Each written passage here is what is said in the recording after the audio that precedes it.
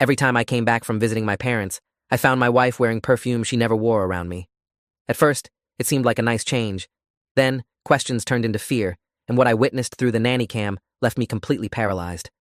I'm sitting in my car in the grocery store parking lot at 3:17 p.m. on a Thursday, watching live footage on my phone from the nanny cam I installed in our living room 3 days ago. My wife Natalie is standing in the center of the frame, and she's not alone. There's a man I've never seen before sitting on our couch, and she's doing something I can't quite process. She's spraying perfume on her wrists, her neck, behind her ears. The same floral scent I've been smelling for months every time I come home from my parents' house. But it's not the perfume that makes my hands start shaking so badly I almost drop the phone. It's what happens next. The man says something I can't hear, and Natalie flinches. Actually flinches, like she's been struck. Then she sits down next to him, stiff and mechanical, and he reaches out and touches her face. The way she closes her eyes, the way her whole body tenses, it's not intimacy. It's fear. Pure, visceral fear. And I realize with horrible, crushing clarity that my wife isn't having an affair. Something much worse is happening in my house. My name is Julian Reeves. I'm 34 years old, and I've been married to Natalie for 6 years. We met at a community theater production where she was working as a costume designer, and I was building sets. I'm a high school art teacher now, and she runs a small online boutique selling vintage clothing. We don't have kids yet, but we've been talking about it. We have a decent 2-bedroom house in a quiet neighborhood outside Portland, a rescue dog named Biscuit, and what I thought was a solid, honest marriage. The kind where we tell each other everything, where there are no secrets. I was wrong about that last part. The pattern started about 8 months ago, though I didn't recognize it as a pattern at first. I visit my parents every other weekend. They live about 90 miles away in a small town called Silverton, and since my dad had a stroke 2 years ago, I try to check in regularly, help with yard work, fix things around the house, just be present. Natalie usually stays home because she's not particularly close with my parents, and I've never pushed it. It's always been fine, a normal part of our routine. But 8 months ago, I started noticing something odd.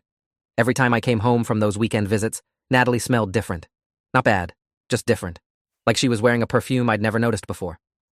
The first time, it was a Sunday evening in late September. I got home around 6 p.m., tired from the drive, and found Natalie in the kitchen making dinner. She hugged me hello, and I caught the scent immediately. Floral, sweet, with undertones of vanilla and something else I couldn't quite identify. New perfume? I asked casually. She pulled back slightly. What? No. Same stuff I always wear. I knew that wasn't true. Natalie had worn the same perfume since I'd met her. A light, citrusy scent she bought from a small shop downtown. This was completely different. But she seemed genuine in her confusion, so I let it go. Maybe I was misremembering. Maybe she'd always worn different scents, and I'd never paid attention. The second time was 2 weeks later. Another Sunday evening, another return from my parents' house, and there it was again. That same floral scent, unmistakable now. Babe, you're definitely wearing something different, I said, trying to keep my tone light. It smells nice. Natalie was folding laundry on the couch. She looked up at me with an expression I couldn't quite read. I'm not wearing anything, just my usual perfume. I walked closer, leaned in. No, this is different, sweeter, more floral. She stood up quickly, grabbing the laundry basket. Julian, I don't know what you're smelling, but it's the same perfume I've worn for years. Maybe you're congested from the drive. Her voice had an edge to it I wasn't used to hearing. I dropped it, but I couldn't stop noticing. Every other weekend, like clockwork, I'd come home from my parents' house and smell that perfume. And every time I mentioned it, Natalie denied it. Said I was imagining things, that she wore the same scent every day, that maybe I was smelling her lotion or her shampoo or the fabric softener. The explanations were always reasonable, always plausible, but the scent was there, consistent, undeniable. I started paying closer attention to other things, the way Natalie seemed on edge when I got home from those trips, the way she'd shower within an hour of my return, even if she'd showered that morning, the way she avoided prolonged physical contact for the first few hours I was back. I told myself I was being paranoid. That stress at work was making me see patterns that didn't exist.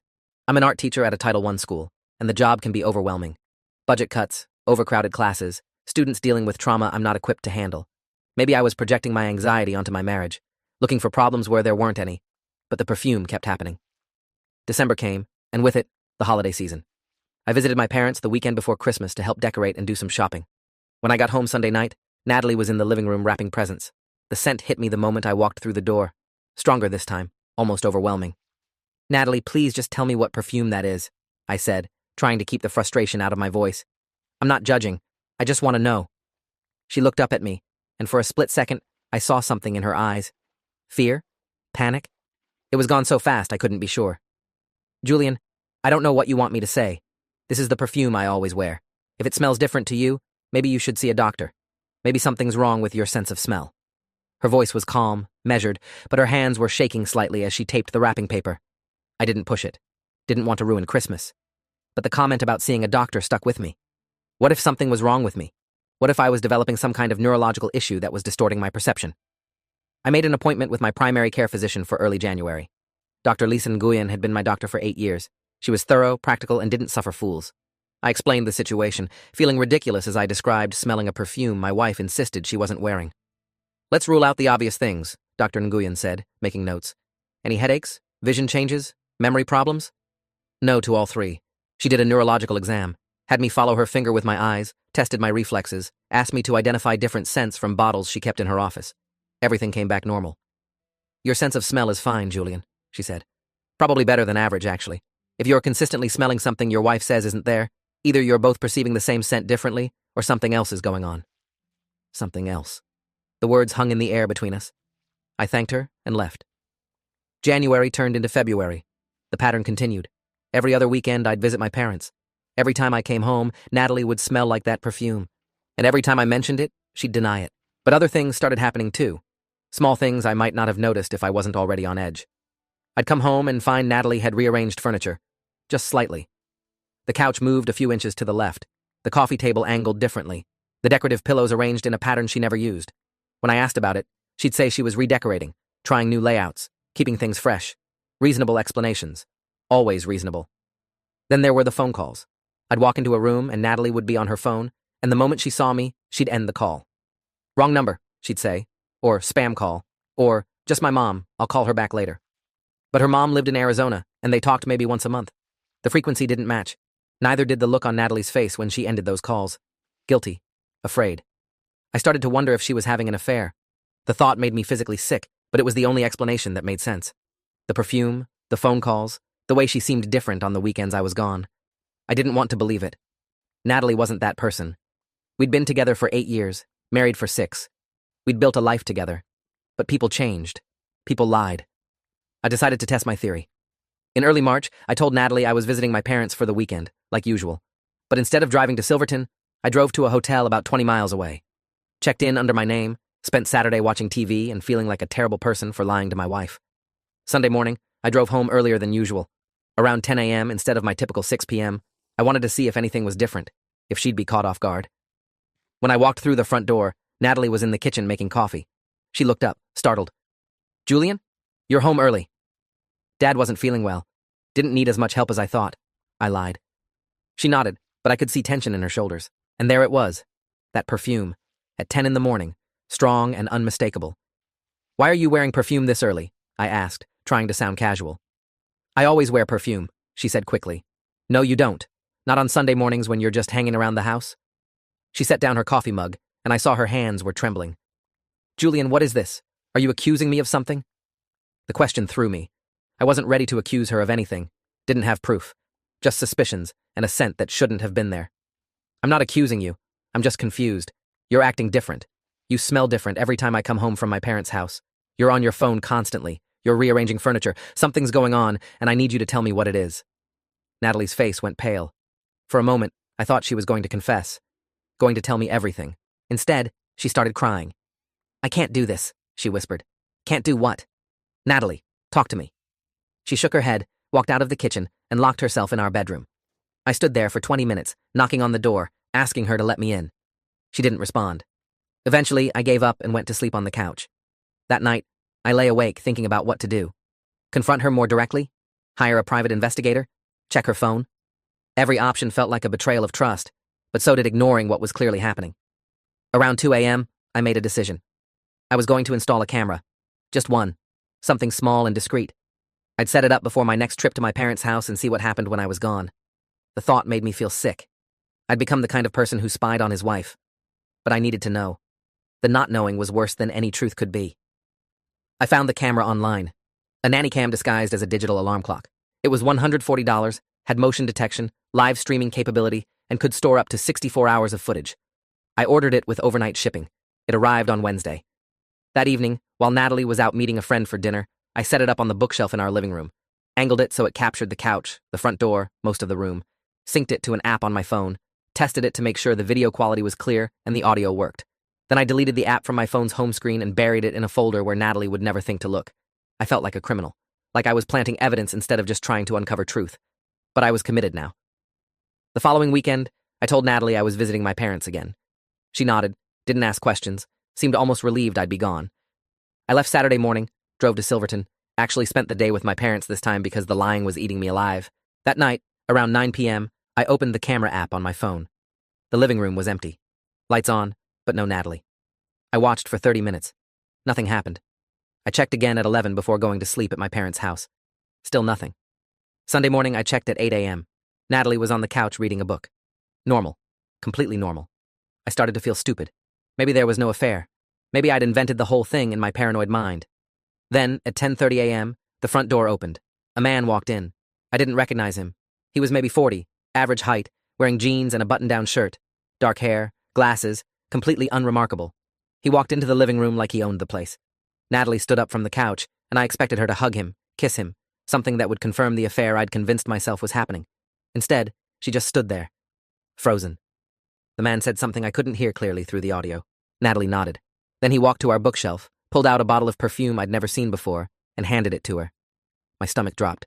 She took the bottle, opened it, and started spraying. Wrists, neck, behind her ears. The same methodical pattern I'd seen 1,000 times when she got ready for work. But this wasn't preparation for anything. This was compliance. The man sat down on the couch and gestured for her to sit next to him. She did, moving like a puppet on strings. That's when I realized I needed to get home. Immediately. I told my parents there was an emergency, apologized for leaving early, and drove back to Portland going 20 miles over the speed limit the entire way. I didn't call Natalie, didn't want to give her warning, didn't want the man to disappear before I could confront him. The drive took 90 minutes. I checked the camera app 3 times during the drive, pulling over to look because I couldn't focus on the road and the screen simultaneously. The man was still there. He and Natalie were talking. She looked terrified. When I pulled into our driveway at 1:15 p.m., his car was still parked on the street. A gray sedan, Oregon plates, nothing distinctive. I got out of my car and walked to the front door, my heart pounding so hard I could feel it in my throat. The moment I opened the door, I smelled the perfume. Overwhelming, suffocating. Natalie was sitting on the couch, and the man was standing near the window. They both turned to look at me. Natalie's face went white. "Julian," she whispered, "you're home early." "Who the hell are you?" I directed the question at the man. He smiled, actually smiled. "I'm an old friend of Natalie's, just catching up." "Get out of my house." My voice was shaking. "Julian, please." Natalie stood up. "Let me explain." "Explain what? Explain why there's a strange man in our house?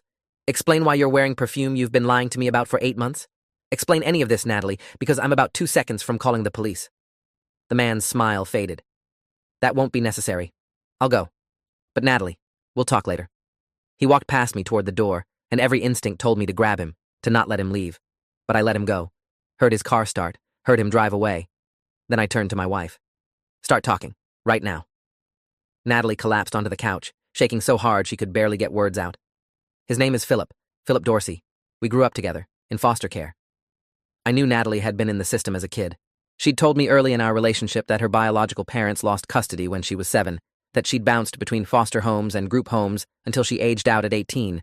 She rarely talked about it, said it was a painful time she preferred to leave in the past. I'd respected that. Never pushed. "Okay, and?" I sat down across from her, trying to keep my voice level. "He was in one of the homes I was in, when I was 14, for about 8 months. She was crying now, full-body sobs that made her shoulders shake. "Natalie, I need you to tell me what's happening. Why is he here? Why the perfume?" She looked up at me, and the expression on her face was pure devastation. "He found me 6 years ago, right after we got married, contacted me through social media, said he'd been looking for me, said he missed me, said we'd been close when we were kids." "Were you close?" "No." The word came out as a whisper. "He was 17 when I was 14. He was one of the older kids in the home. And he hurt me, Julian. He hurt me in ways I've spent 20 years trying to forget." My blood went cold. "He assaulted you." She nodded, unable to speak. "Jesus, Natalie, why didn't you tell me? Why didn't you block him? Call the police? Why is he in our house?" "Because he won't leave me alone." The words burst out of her. "I blocked him 6 years ago, changed my phone number, locked down all my social media. But he kept finding ways to contact me. He'd show up at my work, at coffee shops I went to, outside our house. He'd send messages through fake accounts. He knows where we live. He knows your name. He knows where you work. He threatened to hurt you if I didn't do what he said. I felt like I'd been punched in the stomach. What does he make you do? He comes over when you're gone, every other weekend when you visit your parents. He makes me spray that perfume because it's the same one I wore when I was 14, when it happened. He makes me sit with him, talk to him, listen to him talk about the past like it was some beautiful thing instead of a nightmare. He touches my face, my hair, nothing more than that. But Julian, I can't breathe when he's here. I can't think. I just freeze. How long has this been happening? The visits? 8 months. He escalated after I got a restraining order last year. I didn't tell you about the restraining order because I thought I could handle it myself. Thought if I just got the legal protection, he'd leave me alone. But the day after it was served, he showed up at the house when you were at work. Said if I didn't drop it and let him visit, he'd make sure you had an accident. Something that would look random. He was so calm when he said it, Julian. So matter of fact. And I believed him. I stood up, pacing the room because I couldn't sit still. We're calling the police. Right now. No, Julian, please. She grabbed my arm. He said if I ever told anyone, if I ever involved the police, he'd hurt you. I can't risk that. I can't. Natalie, you can't keep living like this. He's controlling you, terrorizing you. This is stalking, harassment, possibly worse. I know. Her voice was hollow. But I don't know what to do. I've tried everything. The restraining order made it worse. Blocking him doesn't work. Moving won't work because he always finds me. I'm trapped. I pulled out my phone. I have video footage from a camera I installed in the living room. I have proof of him being here without your permission. That violates any restraining order you had, even if you dropped it. She looked at me in shock. You've been recording us? I thought you were having an affair. I'm sorry. I know that's horrible, but Natalie, I was desperate. And now I'm glad I did it because we have evidence. The next few hours were a blur. I called the Portland Police Department's non-emergency line and explained the situation. They sent 2 officers to take a statement. Officer David Huang, 12 years on the force, and Officer Rebecca Mills, 8 years. They were professional, calm, asked detailed questions. Natalie told them everything. The history with Philip Dorsey, the contact 6 years ago, the restraining order she'd gotten and then dropped under duress, the threats he'd made, the forced visits. I showed them the video footage from the nanny cam. They watched it, made notes, asked if they could take a copy. I sent it to the email address Officer Huang provided. This is stalking, harassment, and possibly violation of a previous restraining order, Officer Mills said. We'll need to file a report and forward this to our detective division. Do you feel safe staying here tonight? No, Natalie said immediately. Is there somewhere you can go? Family? Friends? We decided to stay with my parents. Packed bags while the officers waited, loaded Biscuit into the car, and drove to Silverton. I called my parents on the way to explain, keeping it vague. Family emergency. Would explain more when we arrived. They didn't ask questions, just said to come. When we got there, my mom took one look at Natalie's face and wrapped her in a hug. My dad pulled me aside. What happened? I told him everything. He listened, his expression darkening with each detail. That man needs to be arrested. Working on it. The next morning, I got a call from Detective Angela Price, Portland Police Department, 19 years in law enforcement, specializing in stalking and domestic violence cases. She wanted to meet with us, go over everything in detail, build a case. We drove back to Portland and met her at the station. Detective Price was in her mid-40s, sharp eyes, no-nonsense demeanor. She reviewed the video footage, read through the old restraining order documentation Natalie had kept, took a detailed statement about every interaction Natalie had with Philip Dorsey over the past 6 years. This is a clear pattern of stalking and harassment, Detective Price said. The threats against your husband constitute intimidation. The forced visits are harassment at minimum. And if we can prove he violated the original restraining order before it was dropped, we can pursue criminal charges for that as well. What happens now? I asked. We locate Mr. Dorsey and bring him in for questioning. Depending on what he says and what additional evidence we gather, we'll pursue charges. In the meantime, I strongly recommend you file for a new restraining order. I know the last one didn't work, but this time we have video evidence. Documentation. A pattern. It strengthens your case. Natalie nodded numbly. We filed for the restraining order that afternoon. Temporary order granted immediately. Full hearing scheduled for 2 weeks out. Detective Price called me 3 days later. They'd located Philip Dorsey. He'd been arrested and charged with felony stalking, harassment, and intimidation. Bail was set at $50,000. He posted it within 24 hours. I felt sick knowing he was out there somewhere. But at least now there was a legal record.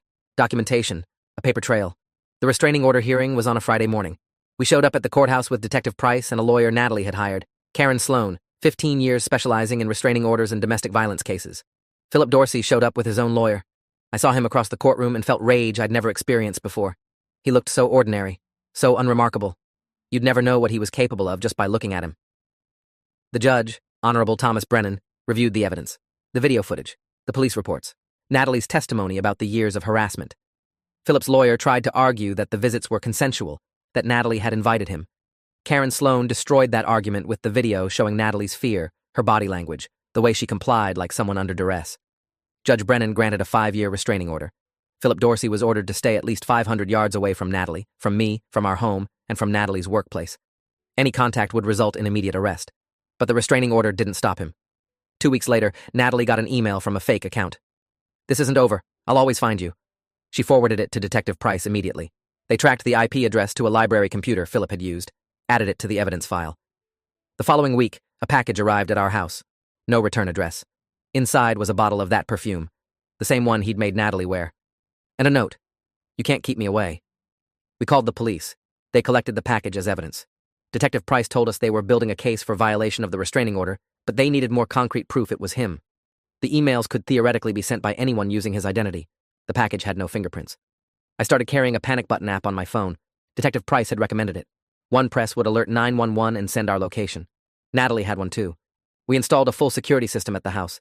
Cameras on every door, motion sensors, alarms. I started taking different routes to work every day, checking my rearview mirror constantly. We were living in fear, and Philip Dorsey knew it. That was the point.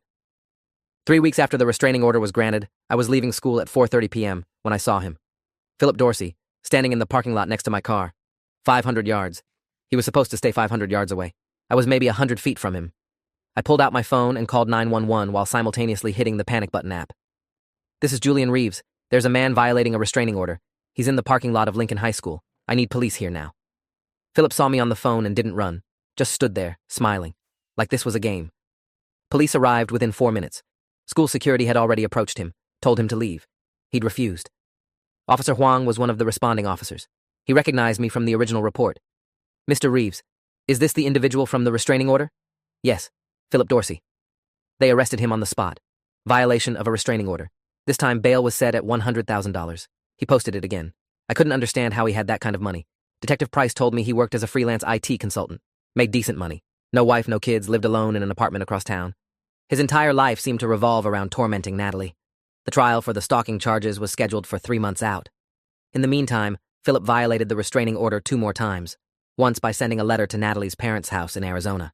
Her mom forwarded it to Detective Price, once by showing up at a coffee shop where Natalie was meeting a client for her vintage clothing business. He sat 3 tables away, staring at her until she called the police. Each time, he was arrested. Each time, he posted bail. The pattern was clear. He wasn't going to stop. The trial finally happened in August, 6 months after this nightmare had started. The prosecution presented the video evidence, the emails, the packages, the repeated restraining order violations. Natalie testified. I testified. Detective Price testified.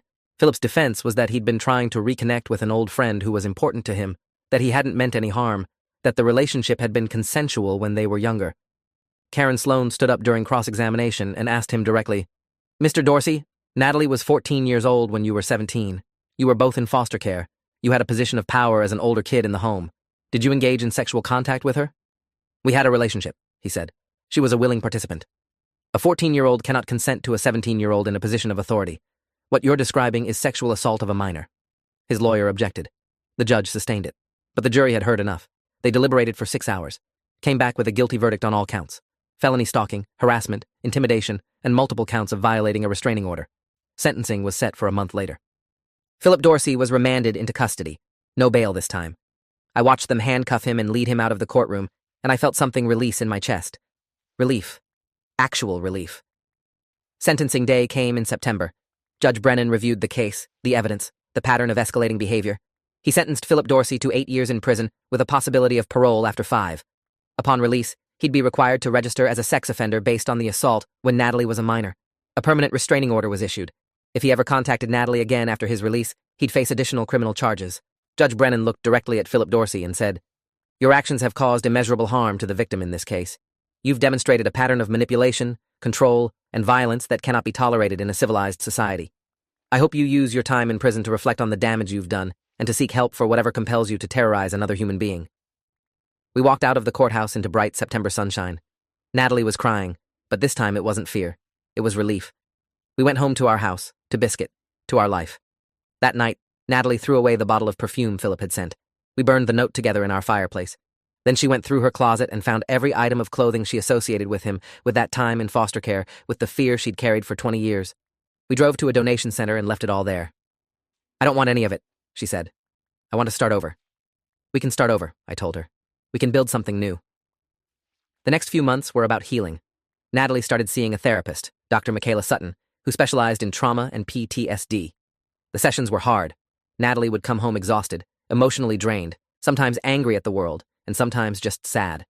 But slowly, gradually, she started to reclaim pieces of herself she'd lost. We went to couples counseling too, with Dr. Raymond Fletcher, who helped us navigate the breach of trust around the nanny cam, the secrets Natalie had kept, the paranoia I'd developed. You both acted out of fear, Dr. Fletcher told us. Fear makes us do things we wouldn't normally do. The question now is whether you can rebuild trust despite that fear. We could. It took time. It took honesty. It took Natalie letting me in on the parts of her past she'd always kept hidden. It took me learning to communicate instead of assuming the worst. 1 year after Philip Dorsey was sentenced, Natalie and I drove to the coast for a weekend. We stayed in a small bed and breakfast, walked on the beach, ate fresh seafood, and didn't talk about the past. We talked about the future instead, about maybe starting a family, about Natalie expanding her vintage clothing business, about me potentially moving to a different school with better funding and fewer students in crisis, about normal things, good things. On our last night there, we sat on the beach watching the sunset. I never thought I'd feel safe again, Natalie said quietly. But I do now, because of you, because you didn't give up on me even when I couldn't tell you what was happening. I'll never give up on you, I said. I just wish I'd known sooner. I wish you'd felt safe enough to tell me. I was ashamed, and I was scared he'd hurt you. I couldn't risk that. He can't hurt us anymore. She nodded. I know. It still feels surreal sometimes, like I'm going to wake up and he'll be standing in our living room again. He won't be. He's in prison. He's going to stay in prison. And when he gets out, we'll be ready. Will we? Yes, because we're not running anymore. We're not hiding. We're living our lives, and that's the best revenge possible. 3 months ago, Natalie bought new perfume, something light and fresh that smells nothing like the floral scent Philip made her wear. She wears it every day now, reclaiming the simple act of choosing her own scent. Last month, we found out she's pregnant, 12 weeks along. We're cautiously excited, terrified, but excited. We know there are no guarantees, but we're choosing hope over fear. And yesterday, I took down the nanny cam. We don't need it anymore. We have security cameras outside the house, but inside? Inside is our space, our sanctuary, a place where we both feel safe. I asked Natalie if she wanted me to delete the footage from that day. The day I saw Philip in our living room. The day everything changed. No, she said. Keep it. Not to watch it, but as a reminder that we survived, that we fought back, that we won. So I saved it to an external hard drive and locked it in our safe. Evidence of what we endured. Proof that sometimes the monsters are real, but they can be defeated. Thanks for watching till the end. Make sure to subscribe and like to not miss the next story.